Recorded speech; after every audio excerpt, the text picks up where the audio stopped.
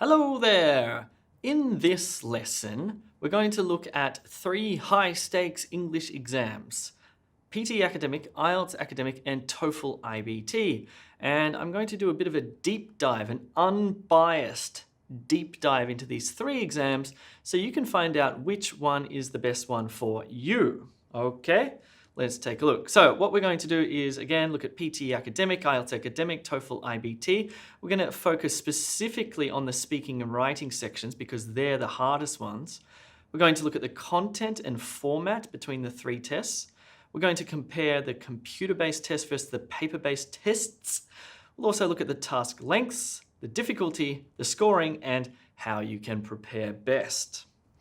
By the way, I should mention that if you want to know more about this, if you want to deep dive even further into a comparison of these 3 tests, then listen to the podcast that I do with Alex and Siley. Alex is an IELTS expert. Siley is a TOEFL expert. I know everything there is to know about English language exams. Not true. I know a bit. We have a discussion and go in depth into these exams. So check it out on E2 Talks, which you can find on your favorite podcast channel thing. Okay, let's focus on speaking first. Okay, so of course, in these tests, all 3 of these tests, they test you on 4 skills: speaking, writing, reading, and listening. Let's focus on speaking. And just briefly, just so you understand the complexity of what speaking actually means, take a look at this little diagram here. Speaking here, you'll be speaking in an academic context, which changes the game. You'll be assessed on pronunciation, vocabulary, and grammar. Pronunciation refers to the sounds that you make, and there are other features to pronunciation such as word stress, etc. You'll be tested on vocab, including your precision of the words you choose, the range, that is how broad your vocabulary is, grammatical accuracy, and again, grammatical range, that is the breadth of your grammar as well, so you can be flexible when you speak. So they all test you on these things broadly. Let's take a look at PTE Academic Speaking in more detail. So PTE Academic Speaking has 5 different tasks. Let's take a look at the first one. It's called Read Aloud. What you have to do, and this is the first task of the PTE Academic test, is you have to read a paragraph aloud. Pretty cool, hey? Not too difficult. You get to read it once as a rehearsal, then you read it again. Of course, it's not that simple because there's a certain way that you need to read it in order to maximize your scores, but that's for another day. The second speaking task is called Repeat Sentence. It looks like this. What happens is you're going to hear a single sentence, you'll listen very carefully, then you'll repeat the sentence back exactly as it was said, including the same vocab, grammar, and also the same sort of delivery style, the same intonation, etc. Again, more of that another day.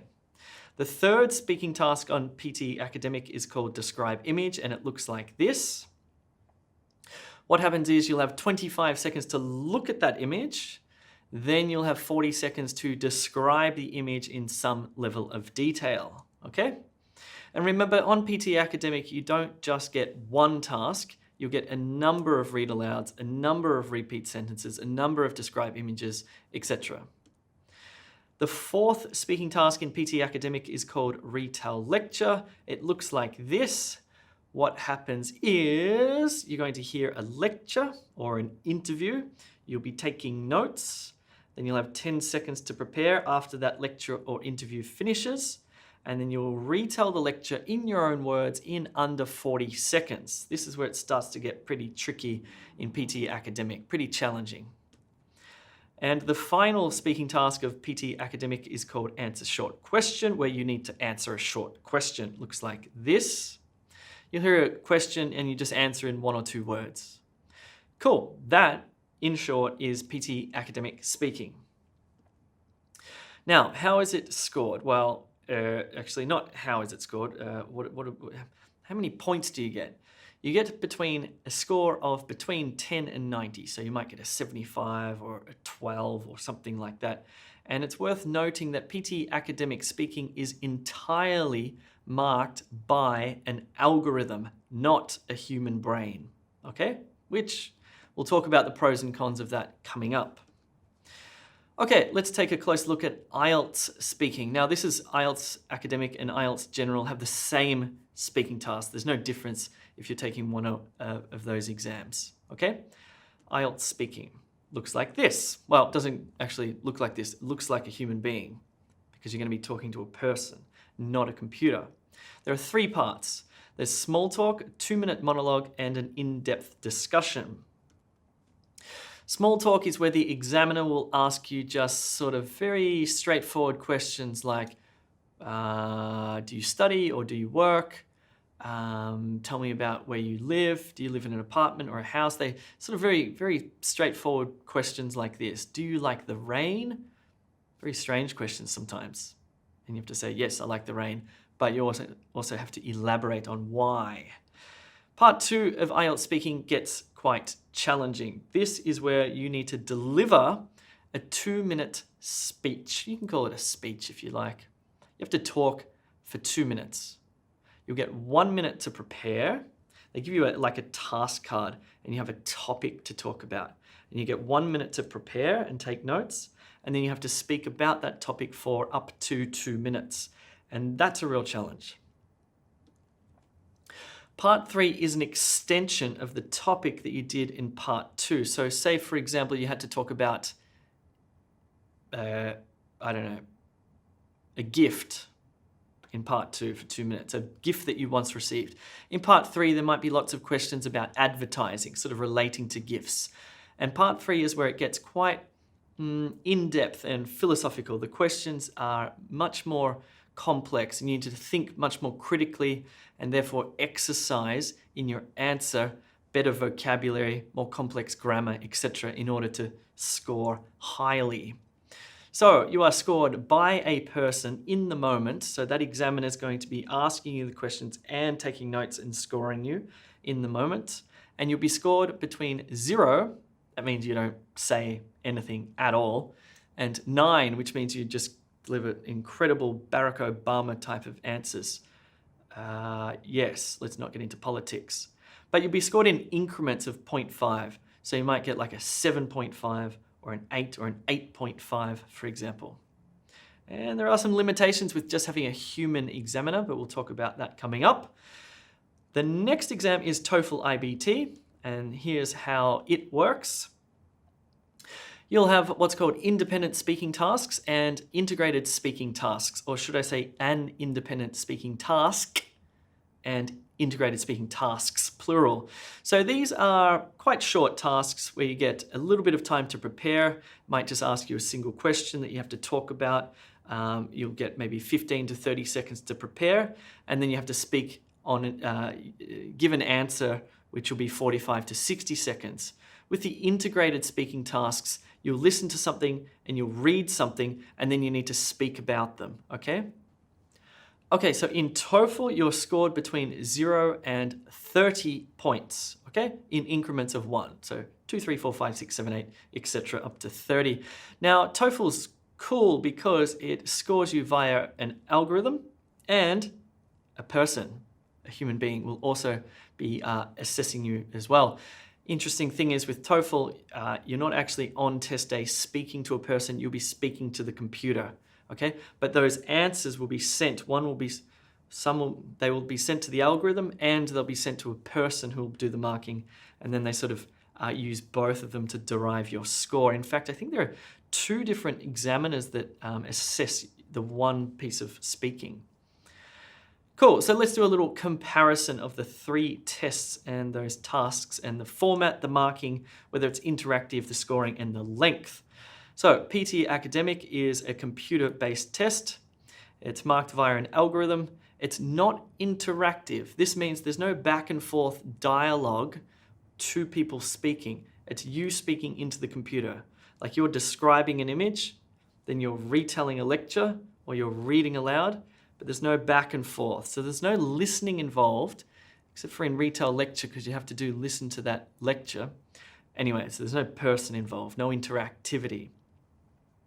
And as I mentioned, you're scored between 10 and 90, and it takes about 15 minutes, that part of the test. In IELTS, it is a human format, person, and it's human marked, and it is interactive. It's back and forth. It's dialogic, two people speaking. Scored between 0 and 9, and it goes for between 11 to 14 minutes. Should say minutes there. TOEFL iBT is computer-based, so there's no person involved. It's just you and the computer. It's marked via both an algorithm and a human. It's not interactive, scored between 0 and 30, and it goes for about 17 minutes in total. Cool, so that's the speaking tasks compared between those 3 tests. Okay, let's think for a little bit about the difference between algorithms, algorithm, versus humans.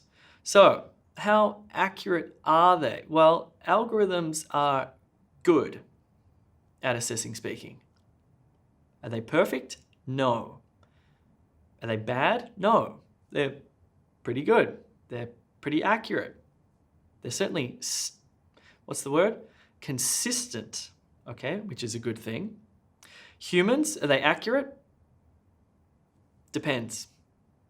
Depends how well trained that examiner is. It depends if that examiner is familiar with your particular accent. Say, for example, you have a South Indian accent. You speak Malayalam as your first language, right? And the examiner does too. Well, they're going to be able to understand you a lot more easily than if you get, say, an examiner from New Zealand who has never heard Malayalam speaking English or Malayali speaking English, right? So there are some pros and cons there. So I'm going to say it depends on how accurate they are. They're certainly well trained, but it depends. They also get tired, they get hungry, etc. Biases, so of course some. Now algorithms are not free of biases, okay?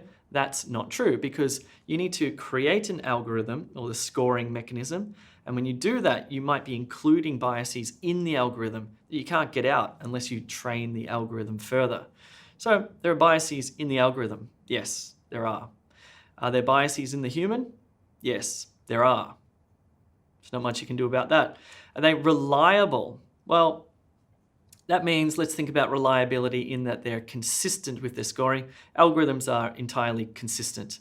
Are you reliable though? Because some days you'll speak very clearly and very fluently and you'll find yourself having access to vocabulary and grammar. And some days you will wake up on the wrong side of the bed and be not so reliable. Your speech might not be as good as it was yesterday, okay? So it's kind of difficult. If you do take PTE, for example, and your scores will fluctuate, that will really depend on you. Humans, are they reliable? Somewhat, not too bad. Let's not go into it, but not too bad. Anyway, there's room for improvement with both of these things here, algorithms and people. How do you prepare for the speaking section of your test? Well, there's a few different things you need to think of. First of all, you need to think about fundamental skills, okay? Fundamental skills in speaking are vocabulary, the words, the grammar, that is the rules that govern the words, and the pronunciation, the sounds that you make, the clarity of your speech. They're the fundamental skills, okay? Once you've got them down, then you need to think about test prep. And with test prep, what you're thinking about is task familiarization. That is, do you get IELTS Speaking Part 2? Do you know a structure for retail lecture in PTE Academic? Do you know how to do the TOEFL integrated speaking, for example? And that is method as well. Methods include structures and not templates, but ways to approach the question, okay? Step-by-step approaches are really helpful and powerful. Application, you need to do it. You need to practice it. But the best thing you can do is get feedback on your speaking, okay? Especially if you aren't getting the scores you need. If you have an expert teacher, somebody who can listen to a recording or meet you in face-to-face or on Zoom, for example, that's the best thing you can do. So just on that, if you are preparing for any of these tests, then check out e2language.com because we have preparation courses for PTE Academic, IELTS Academic, IELTS General, TOEFL, and also OET as well. One of the things that you can do in our courses is take one-on-one tutorials with the teacher. These are very powerful ways to improve your speaking.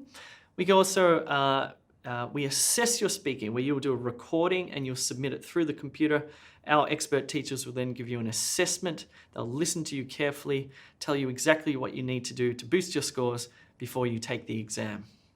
So check out e2language.com. Okay, let's talk about writing, because writing, according to the statistics, at least one of these tests that I'm thinking of, writing is the most difficult part by far. Most people fail or get a low score in the writing section. So this is important. Let's check this out. So as I mentioned before, you'll be scored in these tests on all 4 skills. Let's talk about writing. Now, first of all, what is writing? What does that mean? What are you scored on? What does it consist of? Well, you'll be writing in a social context. It'll be an academic social context, because these exams will take you to university, for example.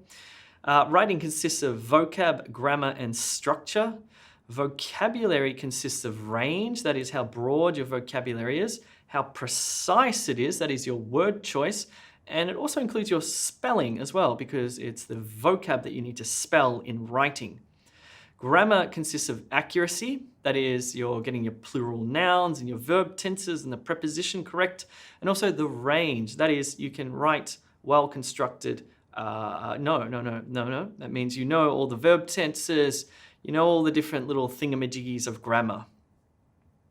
Structure refers to broad level structure, like the essay, the overall essay structure, for example, paragraph structure, sentence structure, and sentence structure consists of punctuation, or has punctuation in it as well. So you can see here that writing is quite a complex phenomenon, okay? So let's dig in and take a look at PTE Academic Writing. So PTE Academic Writing, actually in the writing section of PTE, there are only 2 writing tasks, but there are other tasks that from other sections, from the listening section and reading section, that actually contribute points to your writing score as well. So they don't just all come from the writing section. These are called integrated scoring. There's integrated scoring in PTE Academic. That means you're doing one task, it might contribute points to writing and listening, for example. So the first one is called Summarize Written Text. It looks like this. What you have to do is you have to read that text carefully. You'll have 10 minutes to do this. And then what you do is you summarize it into one sentence, a single sentence summary. Not 2, not 3, not a paragraph, one sentence summary, okay? And this contributes points to both your reading and writing score. Next one is, of course, an essay. All of these exams require you to write an essay. The PTE Academic essay is always an argumentative / persuasive essay, okay? So you'll be given a question prompt and it'll be sort of somewhat controversial, or it will have 2 sides to the argument. You'll need to pick a side and argue for that side. You can mention the other side of the argument if you want. It's probably a good idea, but you'll be arguing for a side and certainly including your opinion throughout the essay. This one I think is, you write between 200 and 300 words, you have 20 minutes. Summarized spoken text is actually in the listening part of the exam, but there's a writing component to it.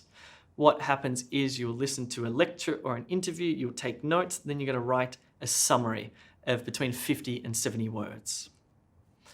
There's some other ones as well. Reading and writing, fill in the blanks, listening, fill in the blanks, and write from dictation come from the reading and listening sections. I won't go into them in detail. Please check out e2language.com if you've got any questions about those particular tasks, or if you want to understand the methods, get practice material, join the live classes, pass your test, check out e2language.com. Now, writing is scored, again, from 10 to 90, and again, it is scored entirely via a computer algorithm. There is no human being assessing your writing at all, okay? Machines. Let's take a closer look at IELTS Academic Writing. So in task 1, what you have to do is describe an image. That is, you're going to get a table, a chart, a diagram, a process, a graph, or even a map, or multiples of that. You might get 2 tables, 2 charts, a diagram, a process, 3 graphs, 2 maps, for example, it could be. And what you have to do is write a very concise sort of descriptive report of that image, whatever it is. There's very much a certain way that you write this, okay? You're not saying, wow, it has a lovely green line and a blue line and a pink. No, no, no, no. There's an academic way to write this particular description that really does require quite a bit of practice. It's not an easy thing to write, mainly because you have to be so concise with what you write. The word count is minimum 150 words. You can write more, you don't have to. You're not given more points to write more, but around certainly above that. In task 2, you have to write minimum 250 word essay. Now, the essay prompts, unlike PTE Academic, the essay prompts differ. So there's different ones. There's advantages, disadvantages, opinions, problem solution, cause and effect. I can't remember, but there's a few other ones. Again, if you're preparing for IELTS, check out e2language.com. We'll take you through all of these essay prompts, all of these different question types, provide you with structures, model essays. You can get writing feedback, join the live classes. Best way to prepare for sure. Cool. Now, all up in total, you get 60 minutes to do those 2 tasks. So you should spend 20 minutes on task 1 and 40 minutes on task 2. You're scored between 0 and 9, just like before. And these are scored by people, human beings, I believe they're called. Okay, let's talk about TOEFL writing. So TOEFL writing has an integrated writing task where you will read, listen, and then write. And it has an independent writing task, which is pretty much an essay where you write an essay on personal experience or an opinion. I can't remember the word count of each of these off the top of my head, nor can I remember the timings. But if you are preparing for your TOEFL test, check out e2language.com. We've got lots of great courses on offer. If you need to take it in a short time, prepare in a short time, or you've got lots of time to prepare. If you want no feedback or lots of feedback, live classes, the whole works. Check it out. So the TOEFL writing is scored from 0 to 30. And again, just like the speaking, they put it through an algorithm and they also put it through a human being's brain as well in order to derive the results. Okay, so let's do a quick comparison of the 3 tests. So PTE Academic, format, computer-based, marking, algorithm, word count. Well, summarize written text, 5 to 75 words, essay, 200 to 300 words, and summarize spoken text, 50 to 70 words. Time limit, 10 minutes for summarized written text, 20 minutes for the essay, 10 minutes for summarized spoken text, and you're scored between 10 and 90. But it also takes into account all of the other aspects of writing that I mentioned: grammar, vocabulary, structure, spelling, punctuation. These are all elements that you need to get right in order to get a good score. IELTS Academic. So you can take the paper-based test, or there is a computer-based test. And if you're taking IELTS, I highly recommend that you take the computer-based test if that option is available to you. And the reason is that with the writing section, if you're writing on paper, you can't edit your work easily, okay? If you want to move this part or add something in here, it's basically drawing lines, rubbing stuff out, and you have a time limit. On the computer, you put your cursor in there, you add something, you move a sentence, shift it around. It just makes the writing much more efficient. It's still the same question prompt, same level of difficulty, but the medium of the computer makes it way faster. And because you get to save time, you get to spend more time making sure that you've written correctly, on topic, grammatically, etc. It will be marked by a human. Even if you take the computer test, it's still sent to people who then mark it. Word count, 150 words or 250 words plus. Time limit, 20 minutes and 40 minutes, and scored between 0 and 9. Aha! Here's TOEFL and the scoring and timing. TOEFL, computer-based test, marked by an algorithm and a person, maybe even 2 people, I think. Word count between 150 and 225 for the integrated task. Around 300 for the independent essay task. 20 minutes on the integrated task, 30 minutes on your essay, scored between 0 and 30. So take a look at those 3 tests, have a look, see what sort of feels right for you. Which one do you like? So how do you prepare for writing in an English language exam? Well, again, just like speaking, you've got fundamental skills. These are primary ingredients that you need to get right, okay? There's no way you can, if you don't have vocabulary, large vocabulary, if you don't have grammar, and if you don't have structure, then it's problematic, okay? Sentence structure, for example, okay? You need to get that right first. You can do that, by the way, if you go to e2school.com. So this is a website that builds your fundamental skills for English language tests at e2school.com. If you've got those right, then you need to focus on test prep. Test prep includes, again, task familiarization. So what sort of essay prompts will you get in the IELTS? How should you structure the essay in PTE Academic? How does the integrated writing work in TOEFL? Then you've got methods and structures. Again, step-by-step approaches to each of these tasks.